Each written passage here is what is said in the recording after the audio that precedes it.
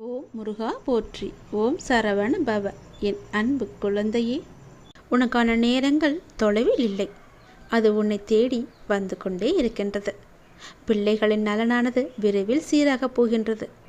நான் கம்பீரமாக உனது மனதிலும் உனது இல்லத்திலும் அமர்ந்து கொண்டு இருக்கின்றேன் தெரியுமா? ஏன் அது உனக்கு தெரியவில்லையா? மனதில் நினைத்தாலே போதும். தினமும் என்னை பூஜித்தால்தான் உன்னை நான் நினைப்பேன் என்று கிடையாது. யோசித்துப்பார்.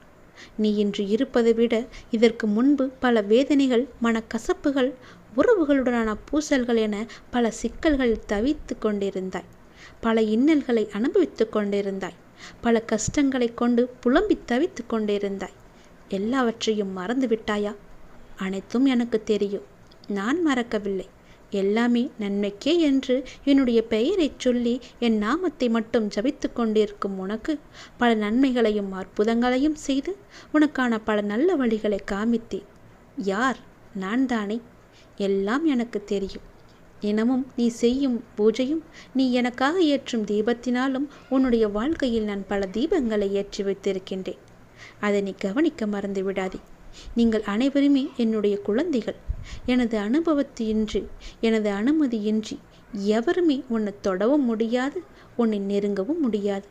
ஏனென்றால் உன்னை சுற்றி நான் ஒரு பாதுகாப்பு வளையத்தை வைத்திருக்கின்றேன். அது உனக்கே தெரியாது. அப்படி இருக்கும்போது எது உன்னை வந்து நெருங்கிவிட முடியும்? துன்பமாக நீ காண்பது எதுவுமே இங்கு துன்பமில்லை. அவைகள் உன் கண் முன்னே தெரியும் மாயைகள், அவ்வளவுதான். அவற்றை நீ உண்மை என்று நம்பி கண்ணீர் சிந்தக்கூடாது. உண்மையில் உன்னுடைய வாழ்வில் இன்பம் நிறையவே இருக்கின்றது. அதிகமாக வரப்போகின்றது. விரைவில் உன் கையில் கிடைக்கப் போகிறது. அந்த இன்பத்தை நானே உனக்கு கொடுப்பேன். உனக்கு எப்பொழுதெல்லாம் தேவையோ அப்பொழுதெல்லாம் நான் கொடுத்து கொண்டே இருப்பேன். எத்தனையோ இடையூறுகளை தாண்டி நீ என்னை இப்போது பிரார்த்தித்து கொண்டிருக்கின்றாய் அல்லவா? உன்னுடைய வாழ்வில் பல சோகங்கள் உன்னை சூழ்ந்து இருந்தாலும் என்னை பிரார்த்திப்பதில் மட்டும் நீ மகிழ்ந்து இருக்கின்றாய். எந்த ஒரு யோசனையும் இல்லாமல் என்னுடைய நாமத்தை கூறிக்கொண்டே இருக்கின்றாய். என்னை நீ பிரார்த்திப்பதில் எத்தனை மகிழ்ந்திருக்கின்றாயோ அதைவிட அதிகமான மகிழ்ச்சியை நான் உனக்கு தரப்போகின்றேன். கவலைப்படாதே. யாருடைய மனதை சரி செய்தால் உன் வாழ்க்கை சீராகும். அது எனக்கு தெரியும். எதை கொண்டு வந்தால் உன்னுடைய வாழ்க்கை நன்றாக இருக்கும். எப்போது கொடுத்தால் உன்னுடைய வாழ்க்கை நன்றாக இருக்கும். எதை, எந்த நொடி, எப்போது, யாரிடம் கொடுக்க வேண்டும் என்பது எனக்கு மட்டுமே தெரியும். உன்னுடைய வாழ்வில் மீண்டும் மகிழ்ச்சியை மலர செய்ய போகின்றேன். நீ செய்ய வேண்டியது அமைதியாக இருப்பது. உனக்கான அனைத்தையும் நான் செய்து முடித்து தருகிறேன். உன்னுடைய வாழ்க்கை மீண்டும் வேகம் எடுக்கப் போகிறது. உன்னுடைய வாழ்க்கை மீண்டும் மலரப் போகிறது. உன்னுடைய வாழ்க்கை மீண்டும் சந்தோஷத்தை அனுபவிக்கப் போகிறது. உன்னுடைய வாழ்க்கையில் மீண்டும் நிம்மதி கிடைக்கப் போகிறது. இப்படி மீண்டும் மீண்டும் அதிகமான இன்பங்களை நீ அனுபவித்துக் கொண்டே இருப்பாய். கடைசி நிமிடத்தில் ஒரு அதிசயம் நிகழாதா, நான் கேட்டபடியே மாற்றம் வராதா என்று ஏங்கி தவித்து கொண்டிருந்தாய் அல்லவா? கடைசி நிமிடத்தில் கூட இங்கு எதுவும் மாறலாம். எனவே எதையும் மனதில் சுமந்து கொண்டு வருத்தப்பட்டு கொண்டிருக்காதே. நான் இருக்கின்றேன். தேவையில்லாத கவலையை விட்டொழி. நான் உன்னோடு இருக்கும் வரை உனக்கு எதிராக இருப்பவர்கள் எவ்வளவுதான், எத்தனைதான் ஆட்டம் காட்டி ஆடினாலும், உன்னை ஆட்டம் காண வைத்தாலும் இறுதியில் யார் ஜெயிப்பா தெரியுமா? நீ மட்டும்தான். இறுதியில் நீ ஆடும் ஆட்டத்தை அவர்கள் காணப் போகின்றார்கள், வியந்து பார்க்க போகிறார்கள். இதையெல்லாம் செய்து கொடுப்பது யார்? நான். இறுதியில் நான் ஆடும் ஆட்டத்தில் அனைத்துமே மாறிவிடும். எனவே குழந்தையே, எதற்கும் கவலையின்றி வாழ்க்கை பயணத்தை தொடர்ந்து நடத்தி கொண்டே இரு. படிப்படியாக முன்னேற்றம் உனக்கு வந்து கொண்டே இருக்கும். நான் என்ன செய்தேன்? ஏன் என்னுடைய வாழ்க்கையில் மட்டும் இவ்வளவு வலி? ஏன் எல்லோரும் என்னை வந்து காயப்படுத்துகிறார்கள் என்று புலம்புகின்றாய்? மற்றவர்கள் செய்த தவறு, துரோகம் ஏன் சுற்றி இருப்பவருக்கு தெரியவில்லை? ஏன் என்னை மட்டும் இப்படி குற்றவாளியாக பார்க்கின்றார்கள்? அவர்களுக்கு தெரியவில்லையா உண்மை எது என்று நீ புலம்புகின்றாயே? ஆனால் அவர்களுக்கோ அதை அனுபவித்துதான் புரிந்து கொள்ள வேண்டும்.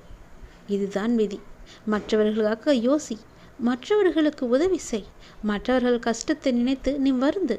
மற்றவர் வழிக்காக நீ பிரார்த்தனை செய். ஆனால் உன்னுடைய வாழ்க்கை என்னும் மூச்சை உனக்காக நீ சுவாசிக்க வேண்டும். உன்னுடைய மூச்சை நீ மட்டும்தான் சுவாசிக்க முடியும். வேறு யாராலும் முடியாது. அதில் ஒருவர் மட்டுமே உயிர் வாழவும் முடியும். அது மூச்சை நீ மட்டும்தான் சுவாசிக்க முடியும் என்றால் உன்னுடைய வாழ்க்கையை நீ மட்டும்தானே வாழ்ந்தாக வேண்டும். நான் சொல்வது புரிகிறதா?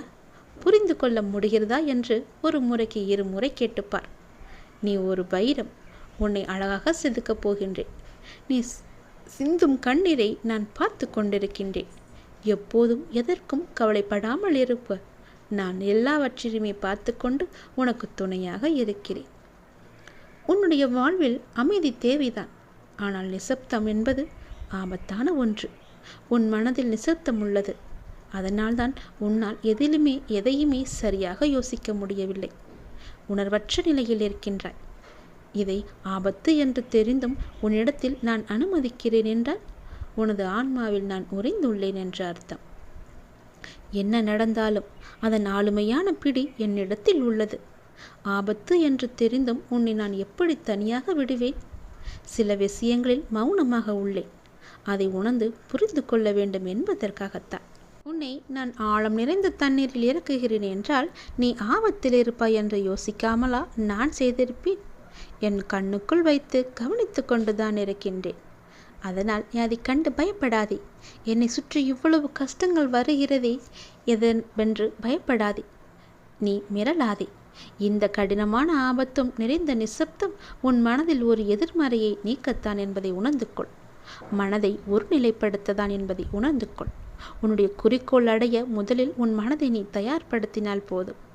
மூளையின் செயலை உன் மனம் பார்த்து கொள்ளும். இவை அனைத்துமே நாம் என்ற பயணத்தில் நீடிக்க, உன்னை பாதியில் திருப்பி அனுப்புவதற்காக இல்லை. புரிந்து கொள். நீ எல்லா செல்வ வளங்களையும் நிம்மதியாக வாழ வேண்டும் என்பதற்காகத்தான் நான் இங்கு போராடி கொண்டிருக்கின்றேன். இப்போது வரும் கஷ்டத்தை நினைத்து நீ பயந்தால் எதிர்காலத்தின் இன்பத்தை எப்படி அனுபவிப்பாய்? கஷ்டங்களை அனுபவிக்கத்தானே உனக்கு ஒரு அனுபவம் கிடைக்கும். அதன் மூலம்தானே எதிர்காலத்தில் வரும் பிரச்சனைகளை உன்னால் எளிதாக சமாளிக்க முடியும். எதிர்காலத்தில் பிரச்சனை மட்டும்தான் வருமா அப்பா என்று கேட்டால் கிடையாது. அதையும் தாண்டி வந்தால் உன்னுடைய வாழ்க்கை நன்றாக இருக்கும் என்று சொல்கிறேன். வாழ்வில் இந்த நிமிடம் நாம் நேசித்த ஒன்று என்னை தேடி வராதா, நம்மை விட்டு போன உறவு நம்மை தேடி மீண்டும் வராதா என்று வேண்டி தவிக்கும் உன்னை எப்படி நான் ஏமாற்றுவேன்? உனக்கு அது எவ்வளவு முக்கியம் என்று தெரிந்தும் உனக்கு எப்படி தராமல் இருப்பேன்? உன்னுடைய வாழ்க்கைக்கு நான் பொறுப்பெடுத்து கொண்ட பிறகு உன்னுடைய வாழ்க்கையில் நடக்கும் நல்லது கெட்டது எல்லாமே என்னுடையது தானே. நல்லது நடந்தாலும் அதற்கு நானே பொறுப்பு, தீயது நடந்தாலும் அதற்கு நானே பொறுப்பு. அப்படி இருக்கும்போது ஏன் உன் வாழ்க்கையை பற்றி நீ பயந்து கொண்டிருக்கின்றாய்? பயப்படாதே, நான் இருக்கின்றேன். நல்லது நடக்கும். உன்னை கெடுக்க பலர் இருந்தாலும் அதே இடத்தில் உனக்காக ஒருவனை நான் கொண்டு வந்து நிறுத்துவேன். எனது தீவிர பக்தனை ஒருபோதும் நான் நிலை குனிய விட மாட்டேன். உனக்காக எந்த ரூபத்திலும் வந்து 1000 கரம் கொண்டு உன்னை காப்பேன். நம்பிக்கையோடு இரு. எவ்வளவு பெரிய ஆபத்து வந்தாலும் என்னை காக்க என்னுடைய அப்பா இருக்கிறார் என்ற நம்பிக்கையோடு இரு. எல்லா நேரத்திலும் என் நாமம் உன் மனதில் இருக்கும்போது ஏன் பயப்படுகின்றாய்? என் நாமம் ஒன்றை போதுமே உன்னை பயத்திலிருந்து விடுவிக்க. மனித வாழ்வில் நேரம் என்பது விலை மதிப்பற்றவை. செலவழித்த நேரத்தை மீண்டும் பெற முடியாது. நாம் செய்யும் சேவையோ அல்லது கொடுப்பதோ மிக சிறியதாக இருந்தாலும், அப்பா, நான் வணங்கும் கடவுள், என்னுடைய தந்தை, என்னுடைய குரு எனக்கான பரிசை நிச்சயம் வழங்குவார் என்ற நம்பிக்கையோடு இருந்தால் நான் தரும் பரிசை உன்னால் அனுபவிக்க முடியும். அக்கறைக்கு இக்கரை பச்சை என்பது போல மனிதனாக இந்த உலகில் பிறந்த அனைவருக்கும் ஒரு பிரச்சனை இருக்கத்தான் செய்யும். ஒருவரின் பிரச்சனை மற்றவருக்கு சிறிதாக தெரியும். ஆனால் பாதிக்கப்பட்டவருக்கோ அவருக்கு அவரது பிரச்சனை பெரிதாக தெரியுது. பெரியதோ சிறியதோ அனைத்தையும் அப்பாவிடம் சமர்ப்பித்துவிட்டு நாம் அமைதியாக இருக்க வேண்டியது மட்டும்தான் நம்முடைய கடமை.